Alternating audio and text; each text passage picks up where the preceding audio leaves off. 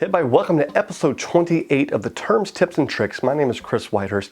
Each episode I try to explore a term or a concept that you may encounter in a real estate transaction and explain that to you in a way that I hope is easily understood. Today we're going to be talking about the seller closing process. That's actually a two-part series. Next week we're going to be talking about the buyer's closing process.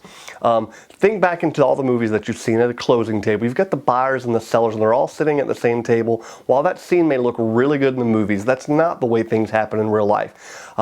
Typically what's going to happen, we're at the end of our process. If you want to go back through the stages of a listing, go back to see episode 5 of this series. But to catch you up, negotiations are done, repairs are completed, and we're ready to close on the house. What's going to happen is typically a week or so before closing, the sellers will go to their attorney.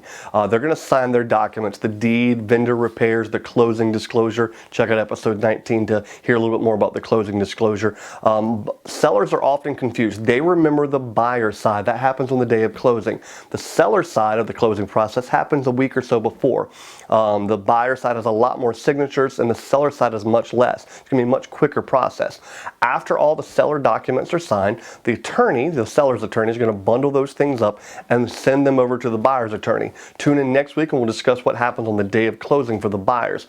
Remember, this all varies from state to state. I'm talking to you specifically about what happens in North Carolina.